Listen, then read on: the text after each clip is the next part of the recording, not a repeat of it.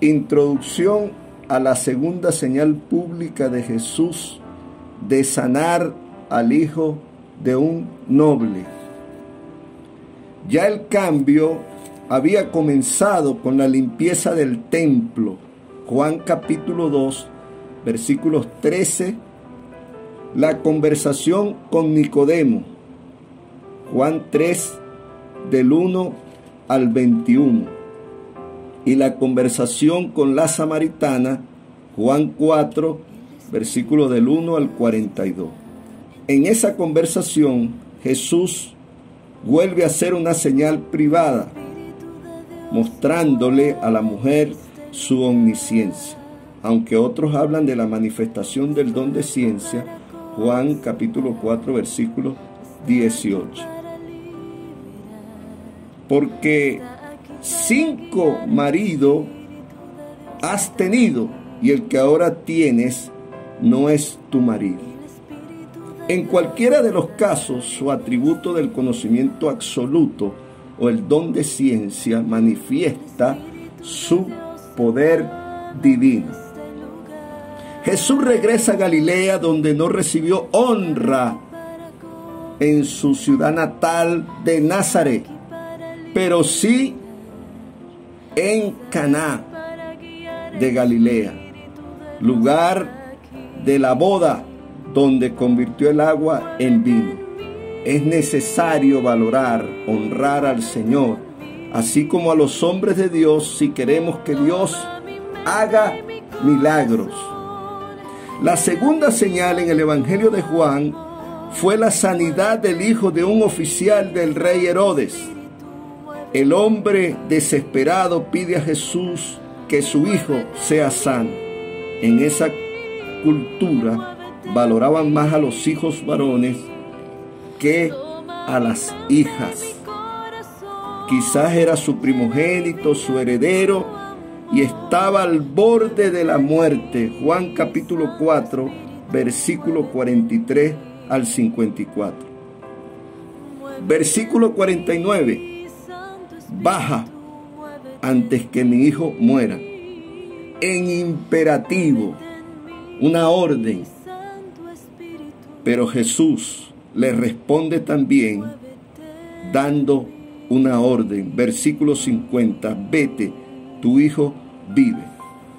El modo imperativo en griego es o denota mandato, exhortación. También la apelación de una voluntad a otra, de un intelecto a otro. Muestra el intento de alguien en imponer su voluntad sobre otra.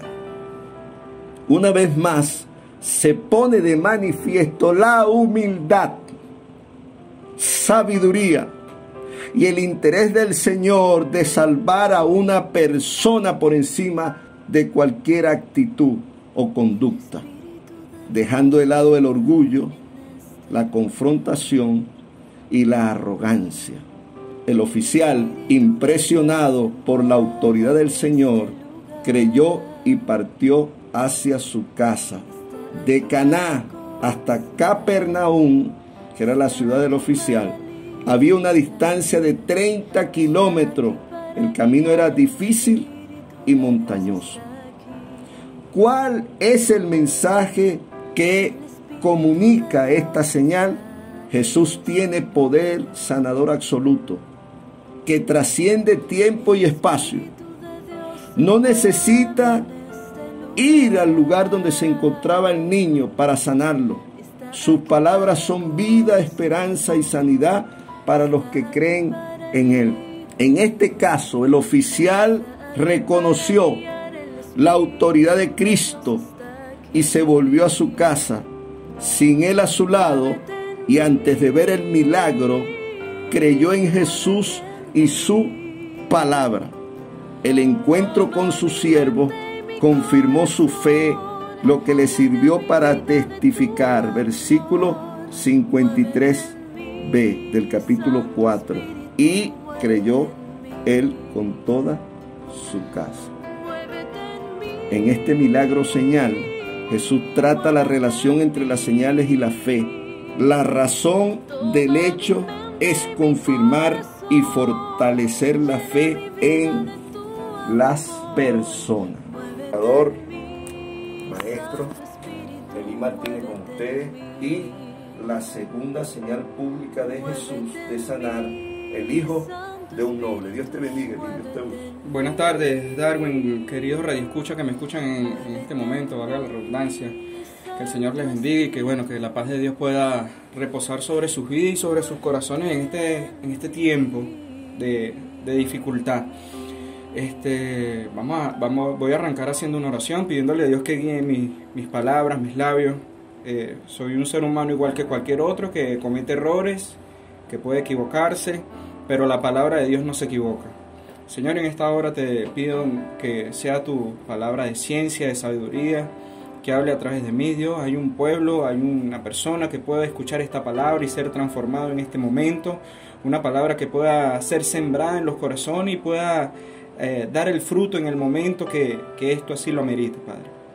Gracias te doy por esta oportunidad y te pido que tu evangelio y tu mensaje siga esparciéndose por donde quiera, Señor, y para que tu manifestación y tu Hijo pueda venir por nosotros en el momento, Señor, que así ha sido escrito. Gracias te doy por esta oportunidad y bendice a todos aquellos que hacen posible que este programa de radio pueda salir al aire, y permítenos, Dios, seguir actuando con humildad y sencillez para poder llevar tu palabra. En el nombre de Jesús oramos, Dios, en este momento. Amén y amén. Bueno, les invito a todos esos radioescuchas que están allí sintonizándonos, que puedan, si tienen una Biblia allí cerca de su casa, que puedan abrir en el libro de Juan, capítulo 4. Esta historia es desde el versículo 43 hasta el 53, pero vamos a tomar en cuenta varios aspectos. Esto es una palabra que indudablemente me enseña a mí primeramente, y espero que sea de bendición para cada uno de ustedes también. Le he colocado como título a esta reflexión: creer es cuestión de humildad. Déjame decirte, querido radioescucha, que Dios va a obrar en tu vida siempre y cuando tengas la humildad suficiente para creer que necesitas de Dios. Y en este pasaje bíblico hay diferentes principios que nos hablan acerca de la humildad y de cómo Dios puede manifestarse a favor de nuestras vidas siempre y cuando tengamos en nuestro corazón la humildad suficiente para poder ir a los pies de Cristo. Y en relación a la humildad hay diferentes pasajes bíblicos, uno relacionado con el creyente. El libro de Romanos capítulo 12 versículo 3 nos habla acerca de la humildad. Nos dice que ninguno tenga mayor estima de sí mismo, sino que cada uno pensemos con cordura, según sea la medida de fe que Dios ha depositado en cada uno de nosotros. O sea, Dios nos enseña y nos pide a los creyentes a que tengamos un nivel de cordura y una humildad suficiente para no creernos más ni menos de lo que Dios ha depositado en nuestras vidas. Lo que tú eres es porque Dios así lo ha diseñado y tú no compites con nadie. Eso es un acto de humildad, el saber que lo que tienes lo tienes gracias a Dios y no es necesario compararlo con lo que otro tiene. Eso es en relación al creyente. Salmo 138, versículo 6. Esto ya es un texto bíblico para el inconverso, para aquel que sencillamente no tiene una actitud de humildad. Entonces Dios no puede obrar a su favor. Salmo 138, versículo 6 dice: porque Jehová es excelso y atiende al humilde, mas al altivo mira de lejos. Si tú en este momento crees que no tienes el favor de Dios en tu vida, si crees que Dios está muy distante, puede ser que tu corazón sea un corazón lleno de altivez. Porque un corazón humilde es aquel en el cual Dios se acerca, el cual Dios atiende y presta oído a la necesidad de ese corazón humilde. Otro pasaje bíblico dice: un corazón contrito y humillado, el Señor no lo va a despreciar. O sea que hay corazones que Dios sí desprecia. Corazones que están llenos de altivez, de orgullo, los cuales no quieren reconocer su necesidad de Dios. Esto es en relación a la humildad. Pero en este pasaje bíblico se nos hace referencia acerca de un noble. Yo quería definir primero los términos que se están usando. Noble es aquel que actúa de buena fe, sin ninguna maldad o doble intención. Noble también es aquel que carece completamente de maldad o doble intención. Pudiese yo hacer la pregunta: ¿será que existe algún noble? Dice la palabra de Dios, o una de las referencias que tenemos en el Salmo 51, versículo 5, lo decía el salmista David, el rey David: he aquí en maldad he sido formado y en pecado he sido concebido. O sea, no hay ser humano que piense sin maldad. No hay ser humano que no tenga una doble intención, no hay ser humano que actúe de buena fe según lo que me dice este pasaje bíblico. Entonces, ¿qué es un noble? En este pasaje bíblico se está haciendo referencia a lo que es la nobleza. Y la nobleza no es de un aspecto sentimental o de emoción o de comportamiento, sino en cuanto a posición. La nobleza era un conjunto de familias de una condición social privilegiada. Eso es lo que se conoce como nobleza. Y eran títulos que inclusive eran heredados. Si yo era noble, mis hijos iban a heredar ese título de nobleza. Eso lo vemos reflejado en Juan capítulo 4, versículo 46, en donde hace la aclaratoria que la persona que había venido a ser noble era un oficial del rey, así como lo manifestó nuestro hermano Darwin. Entonces, esta nobleza y el ser noble nada tiene que ver con el comportamiento o la condición del corazón del hombre. Delante de Dios no hay ser humano que sea noble, que actúe sin maldad, y mucho menos para Dios es importante la posición o el lugar que ocupe el ser humano. Todos necesitamos con humildad recibir a Jesús en nuestras vidas. Eso es una de las cosas que nos enseña este pasaje bíblico. Jesús entrará y transformará la vida de todo aquel que con humildad se acerca a Él.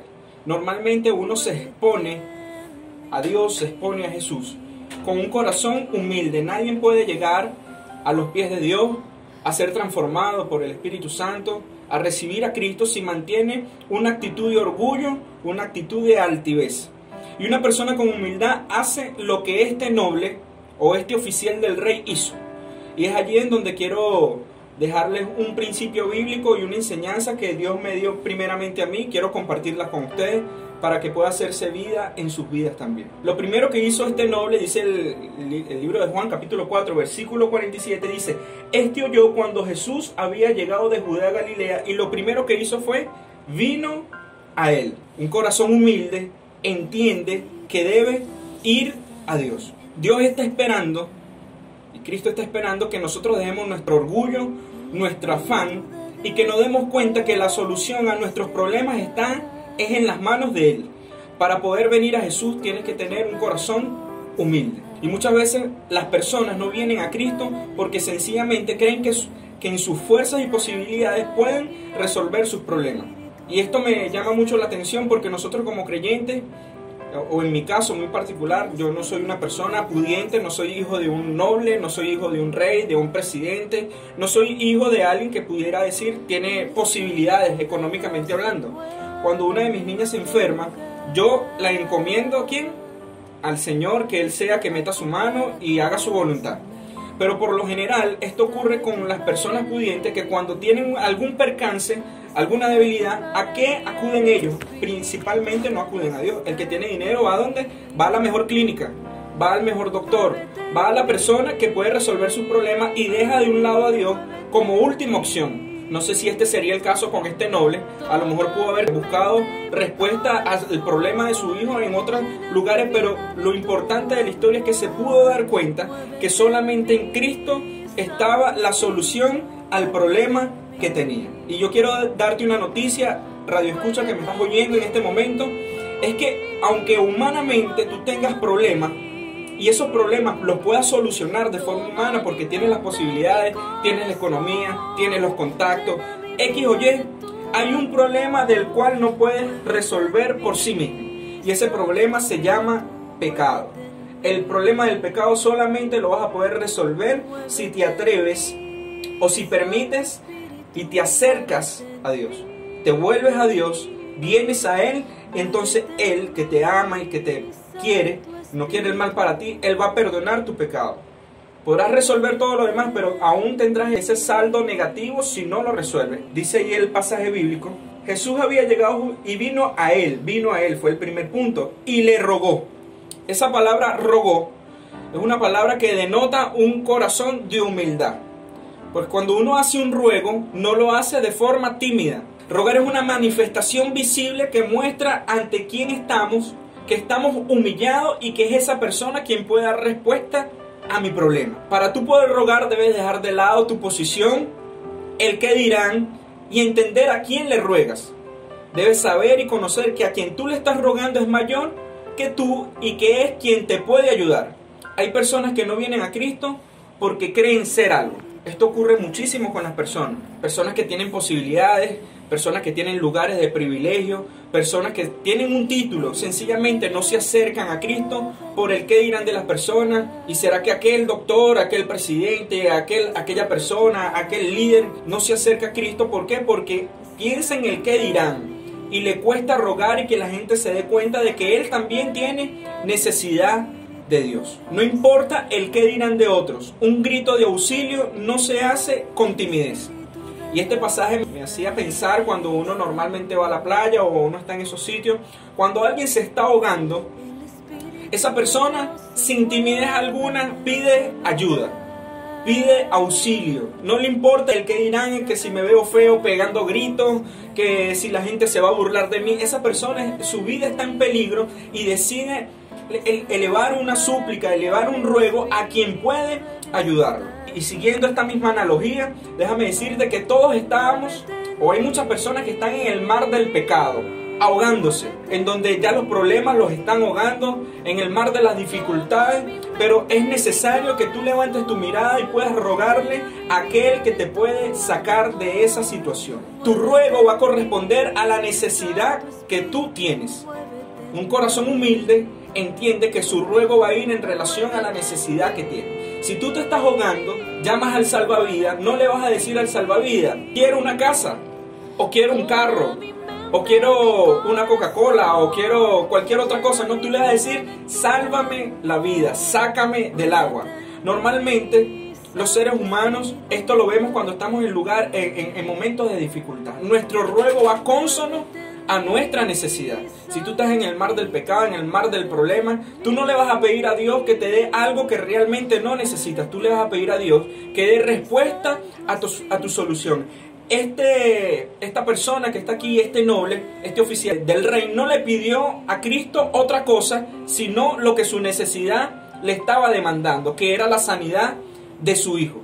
Ese oficial le pudo haber pedido muchas otras cosas. Dame riqueza, dame sabiduría, quiero seguirte, ser un discípulo tuyo. Pero esa no era la necesidad. Y esto me llama mucho la atención porque hay un pasaje bíblico que dice que muchas veces nosotros oramos y Dios no corresponde a nuestra oración porque pedimos y pedimos mal.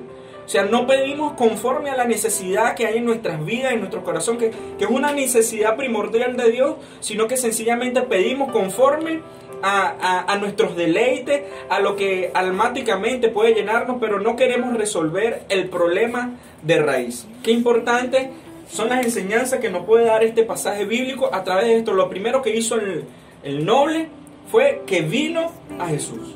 Y siendo una persona de autoridad, él sencillamente pudo haber dicho, ven tú, pudo haberlo llamado, pudo haberlo convocado. Y lo otro que hace es rogar, se humilla. Cuando tú ruegas te estás humillando. Él pudo haber dado una orden, ve y sana a mi hijo. No, pero él se humilló y entendió que quien tenía de frente era la persona que tenía la respuesta a su problema. Hay que ser humilde. Nosotros como seres humanos muchas veces tenemos problemas con otras personas que están en lugares superiores con uno. Si tú estás en tu trabajo y tienes un problema con tu jefe, tú no puedes llegar con una actitud de altivez, de orgullo, amén, de que eres tú. No, tú llegas por debajo, porque es tu jefe y porque puedes perder tu trabajo. Pero no hacemos lo mismo con Dios.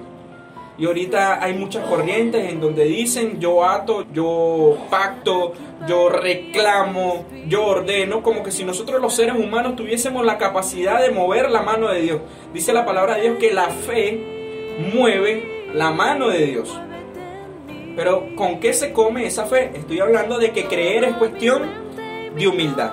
Y lo tercero que hizo este noble fue que creyó la palabra. Juan capítulo 4, versículo 50, dice, y Jesús le dijo, ve, tu hijo vive. Y el hombre creyó la palabra que Jesús le dijo y se fue. Creer tiene que ver con confiar y ser fiel a lo que Dios o lo que Cristo te ha dicho. No vemos a este oficial desviándose en el camino buscando a otros curanderos de la época. No vemos buscando otros doctores porque yo estoy esperando que Jesús venga a mi casa y resulta que él lo que hizo fue dar una palabra. No, él confió en lo que Dios le había dicho, creyó y se fue a su casa. Como decía nuestro hermano Darwin, del lugar donde estaba el oficial a su casa eran aproximadamente de 30 a 32 kilómetros. Él llegó, miren lo que es creer y confiar en Dios. Él llegó al día siguiente. O sea, todo lo que puede pensar un padre cuando su hijo está muriendo. Imagínese que su hijo esté muriendo en este momento y usted le digan, tu hijo es sano, pero lo puedes ver es mañana. Eso es una zozobra y me imagino una angustia que tuvo que haber tenido una noche con pensamientos, pero ¿será que sí? ¿Será que no? ¿Será que le meto este remedio que tengo aquí? ¿Será que cree a la palabra que Dios te ha dado? Ese es el llamado en este momento, porque Dios es fiel a su palabra y el texto bíblico dice que él creyó a la palabra que Dios le había dado. Cuando crees, y qué importante es esto que está en el mismo capítulo, dice que él creyó, pero cuando tú crees lo que Dios ha dado y confías en eso, tú vas a ver el cumplimiento de lo que Dios te ha ofrecido y tu entendimiento se va a abrir. Dice el versículo 53, el padre entonces entendió que aquella era la hora, pero un versículo antes dice, entonces les preguntó a qué hora había comenzado a estar mejor su hijo. Y le dijeron, ayer a las 7 le dejó la fiebre. Entonces cuando él dice, el padre entonces entendió que aquella era la hora en que Jesús había dicho, tu hijo vive, y creyó él con toda su casa. O sea, hubo una manifestación, recibió respuesta de Dios. Y lo primero que uno debe hacer cuando uno recibe respuesta a la oración, a la súplica, es recordarse que quien te está dando ese beneficio es Dios. Y es compensar y es retribuir con agradecimiento y no darle el crédito a otro. ¿Sí? Porque yo puedo orar por mi hija que de pronto tiene un dolor de cabeza. Ocurre muchas veces, o un dolor de barriga. Oro, Señor, en el nombre de Jesús, tú obras en las cosas grandes y pequeñas, quita este dolor de cabeza. Y suelto la palabra, pero resulta que le meto la pastillita, le meto una manzanillita. ¿Y a quién le doy el crédito entonces cuando hay una sanidad? Entonces muchas veces Dios no obra en nuestras vidas porque la confianza que ponemos en Él no es la correcta. Y le estoy hablando de creer, para terminar. Esta palabra creer para los hebreos, para los judíos, es la palabra emuná. La palabra emuná también se traduce o fue traducida como fe. Y dice la palabra de Dios que sin fe es imposible agradar a Dios. Sin emuná es imposible agradar a Dios. El que crea en Él, crea que le hay. El que tenga la emuná en Él, crea que le hay. Esa palabra emuná significa confianza. Tú debes confiar y ser fiel en lo que Dios te ha dicho. Eso es lo que quiere decir esta palabra emuná. Ese es el llamado en esta tarde ya, que todos podamos tener un corazón humilde, ¿verdad? Para poder recibir a Cristo en nuestras vidas, que debemos ir a Él, debemos rogar y debemos creer en que Él hará y darle crédito cuando esa palabra se haga viva en nuestras vidas. Voy a concluir haciendo una pregunta, y la pregunta es la siguiente: ¿quieres que la gloria de Dios se manifieste en tu vida? Bueno, tienes que con un corazón humilde y humillado venir a Él como lo hizo este noble. Debes rogar solo a aquel que pueda dar respuesta a tu problema y debes creer a la palabra de Dios. El mejor escenario en ocasiones para que tú vayas a Dios es cuando las cosas están mal, pero no siempre debes esperar que todo esté mal para dirigirte a los pies de Cristo.